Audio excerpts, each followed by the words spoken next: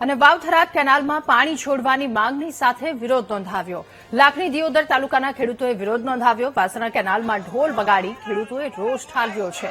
છેલ્લા 5 દિવસથી કેનાલમાં પાણી બંધ હોવાનો આરોપ ત્યાંના ખેડૂતોએ લગાવ્યો તો કેનાલમાં જલ્દીથી પાણી છોડવામાં આવે તેવી માંગ કરી છે। વરસાદ ખેંચાતા પાકને નુકસાન થવાની ભીતિ છે, ત્યારે 5 દિવસથી પાણી ન છોડવામાં આવ્યું, જેના કારણે ખેડૂતો પરેશાન છે અને ઢોલ વગાડી આ વાતને લઈને તેમણે વિરોધ નોંધાવ્યો છે।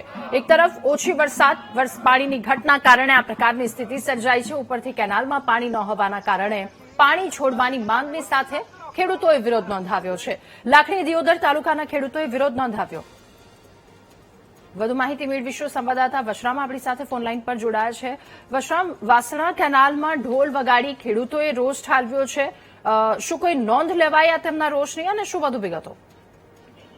વાવથરા પંથકમાં સુજલામ સુફલામ કેનાલમાં પાણી ન પહોંચતા ખેડૂતોએ વિરોધ નોંધાવ્યો છે। મોટી સંખ્યામાં ખેડૂતો એકઠા થઈ વાસણા નજીક સુજલામ સુફલામ કેનાલ ઉપર આવ્યા હતા અને ઢોલ વગાડી સરકારને જગાડવાનો પ્રયત્ન કર્યો હતો। સરકાર દ્વારા 20 ઓગસ્ટથી સુજલામ સુફલામનું પાણી છોડવાની જાહેરાત કરી હોવાનું ખેડૂતો જણાવી રહ્યા હતા। તેમ છતાં આજે 5 દિવસ થયા છતાં હજી સુધી કેનાલમાં પાણી ન આવતા મોટી સંખ્યામાં ખેડૂતો કેનાલ પર પહોંચ્યા હતા અને ઢોલ વગાડી ખેડૂતોએ વિરોધ નોંધાવ્યો હતો। જોકે આ વિસ્તારમાં હાલમાં વરસાદ ખેંચાતા ભૂગર્ભ જળ પણ ઊંડું જતા ખેતી પાકને ભારે નુકસાનની ભીતિ સેવાઈ રહી છે।